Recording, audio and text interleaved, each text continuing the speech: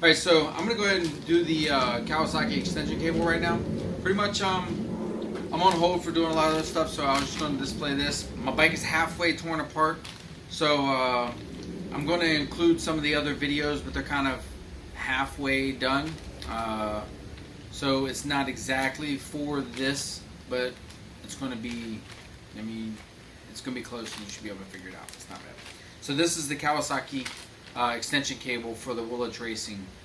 Alright, so key, take off the back seat. It's on a weird spot on the H2. It's over here on the right hand side. It's not really a seat. It's like a little compartment. You turn the key and you pull it forward and then up. So taking the seat off, you got inside of here there's two 5mm Allens.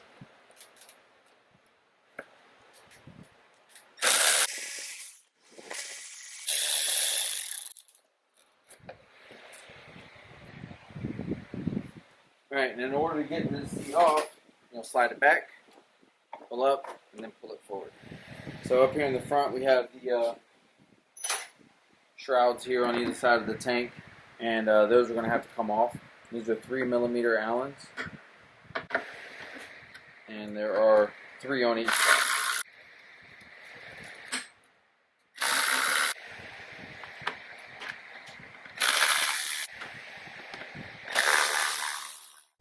From here, I don't think that you have to remove the tank in order to complete this job. The tank was already off when I did it on my bike because I was doing other things as well as the intercooler and some cams being changed in the bike. So I had it torn down a lot further when I actually did the install. But for a standard install, I believe that you can just remove this right side shrouding and run it down the right side frame rail. Later on, you'll see I ran it down the left side because the main wiring harness goes down the left side and I wanted the bike more uniformed. So if you want to continue, you can.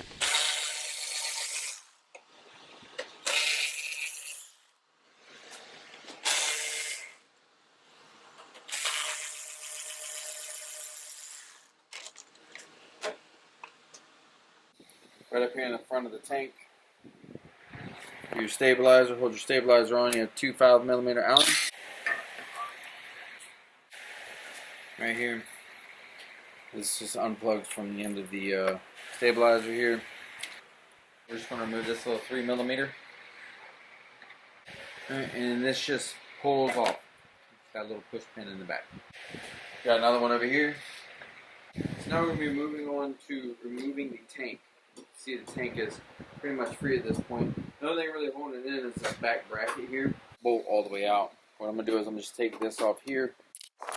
So the tank is pretty much free at this point, so we're going to be picking it up. You can see underneath the front right here, you have your 2 drain lines. One's a vent tube, and one is an overflow tube. So, the tank should sit up like this. And we get to our fuel pump here. You kind of just spread these 2 red tabs apart right here. You just kind of spread them out and it'll come up this. Now if you just had the bike running like I did, you may spray fuel by pulling this off, so be careful. And then you have the fuel pump harness and the entire tank with the bracket. Set this off somewhere it doesn't get scratched or damaged. So we're going to move on to side fairing here. There's a 3mm Allen here. So you have a 3mm Allen down here. In the middle of the fairing you have 3 3mm fairing bolts, and then just in the top you'll have 2 3mm fairing bolts. We'll move after this.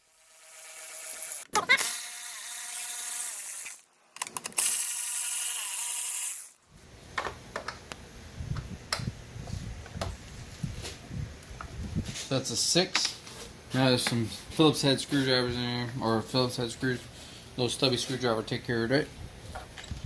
So you have a push pin right here on the inside.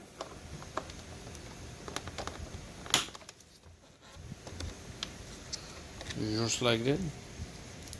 All you do is you push that through in the middle, pull it out, and slide it forward a little bit. Just Just like that. This is the overflow connected to the radiator. Removing our side panel here. Here.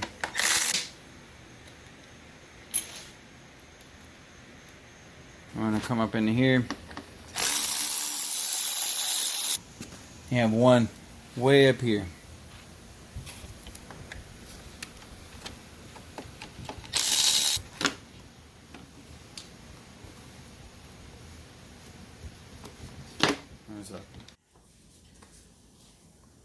Okay, so in order to get to the rest of the ECU here, we're going to have to take off the front. Okay, so we have 6 3mm Allens that hold on the front windscreen here.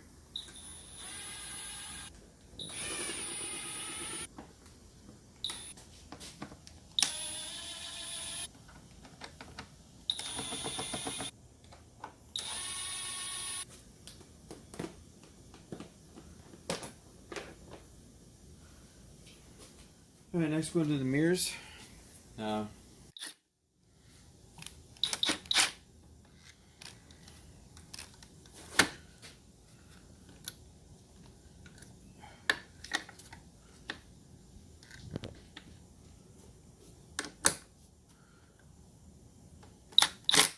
Plugs are here.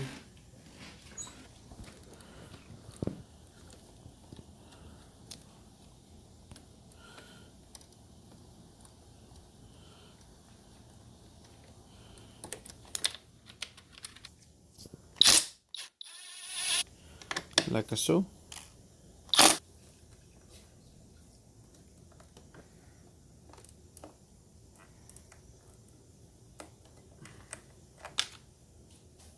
We're going to be removing this side fairing over here. Good. Three out here. 3 out here. 3 out here. We have a 3mm here. 3mm here. There's a push pin just inside, up top. There's a large 6mm right here, goes into the frame. And then this fairing here just kind of comes off. Right behind this is the rectifier. Okay. Just 2 little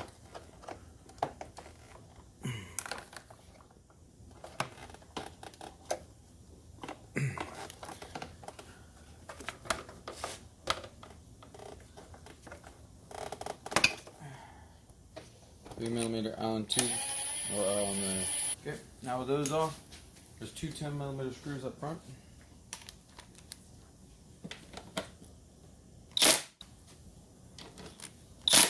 There's a 2 5mm down here, each side of the fairing stay. Now we're going to be moving on to the cage. I have a long Allen, number 4 Allen, and so part of the cage here. Now I'm not sure, this ECU has been out by the previous owner, so I'm not sure. It seemed a little loose for me. I didn't think that it would ever be mounted like this.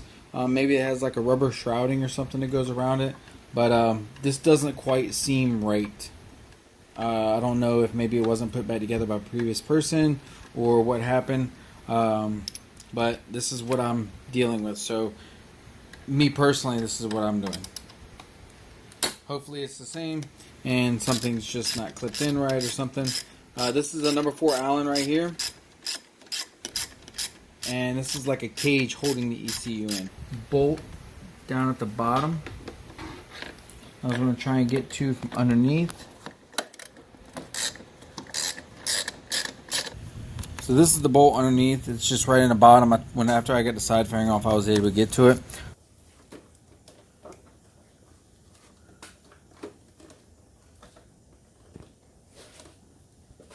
ECU comes out after this. Take the whole front end off and it's just one piece.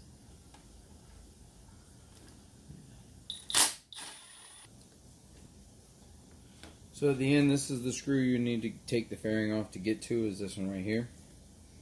Let me pull that out.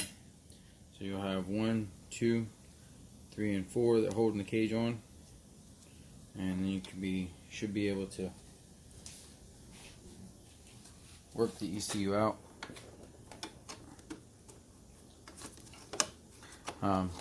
This is the first time I've taken the ECU out, but it has been out by the previous owner. So if there's other deviations in the way it's removed, I don't know about them.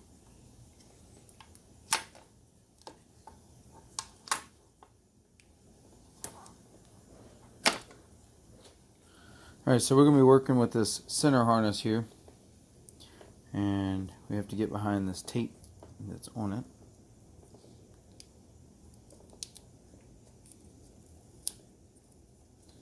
Alright. Says number 50 right next to this teal one.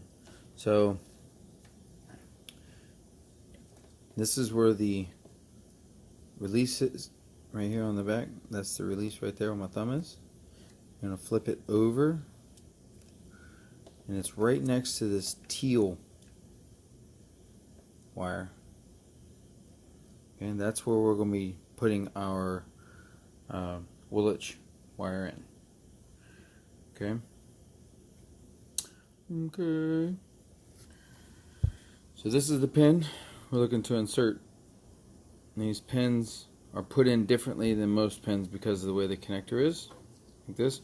You're going to need a flathead screwdriver.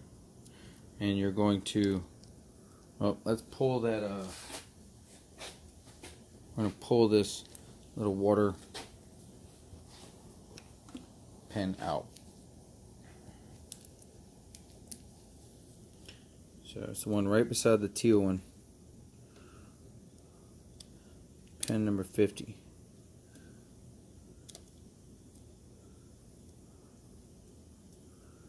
And then right here on the top, or on the bottom actually, there is this white, and you're going to push that through. Alright, snaps down, these little things come up. Okay, that releases all of the pins.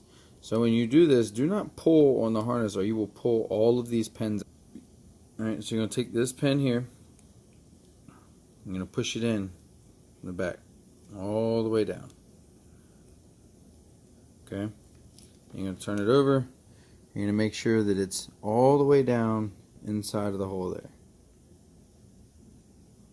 Looks just like the rest of them. It's the third pin over. Right here. Looks just like the rest of them. Now when that one's in, you take and you push this down from the other side.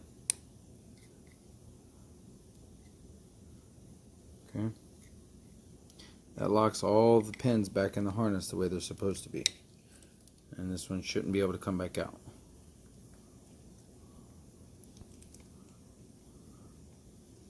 Okay. Now we're going to take this, we're going to route this harness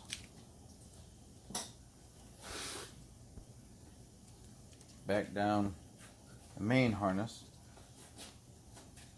around the fork, and through the frame. Alright, so you can follow the main harness to get into the frame. Here, the instructions state to follow down this side right here and to follow the brake lines, zip line it to the brake lines all the way down and go to the tail. This bike is a little more disassembled, so I'm not sure how difficult it would be to get to the other side, but all of the other wiring goes to the other side, and I kind of want to keep all that wiring together. Just so that it doesn't ever pull on this wire, I'm going to zip tie it all over. This wire will be permanently staying in the bike, and I don't want any complications or issues from it.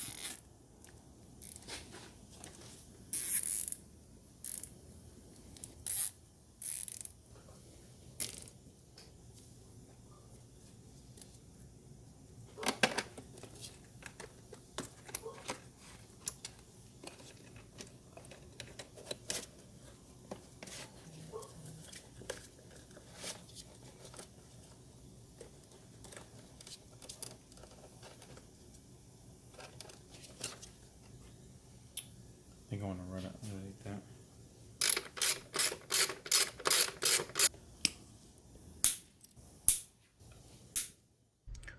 So this is going to conclude pretty much the entire wire that you needed to run from front to back. Like I said, the instructions are showing it coming down the right side of the bike. I went down the left side because the bike was already in pieces, which is why I don't have a reassembly video start to finish on doing this, just because I was waiting on the intercooler at this point, so I started doing the cams, and then I ended up having to wait on the cams, so I started doing the clutch, and then I had to wait on some pieces for the supercharger gears.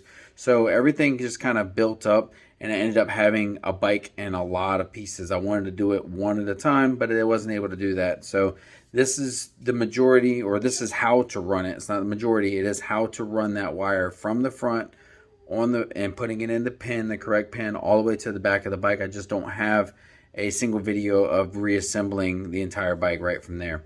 I do believe that you could probably finagle that one bolt out of the side of that part of the cage and be able to get that out. You could remove the entire cage, although it's not really needed. And if you don't put the bolt back into the side at a later date, if you ever had to remove the ECU for any reason, I'm pretty sure that you'd be able to get to the one from underneath by the headlight, and then coming up by just removing that side fairing, you'd be able to come up and get those two that are side by side. And if that fourth bolt is not in the side of the cage, then you could be able to just remove the cage and kind of move that out without having to remove any of the bolts or any of the fairings from that point. So my bike does not have that one bolt into the side of the cage, which will allow it to be, the ECU to be removed at a later date if I ever needed it to. But with this Woolich wire, you shouldn't have to remove it at all. All the flashing should be done from the tail of the bike. Mine is zip tied to, the single wire is zip tied to the harness that I use for the Woolich, and I'm able to just plug right in there and be able to tune both, or tune from the tail of the bike without ever having to remove the ECU or anything. So I hope this helps, guys. Make sure you give a like, subscribe to the channel, and I'm going to do a lot more of the editing on these H2 videos. Again, they're going to be kind of spliced together, but it is all there, all the information you need to install it. Thanks again for watching. Thanks, guys. Later.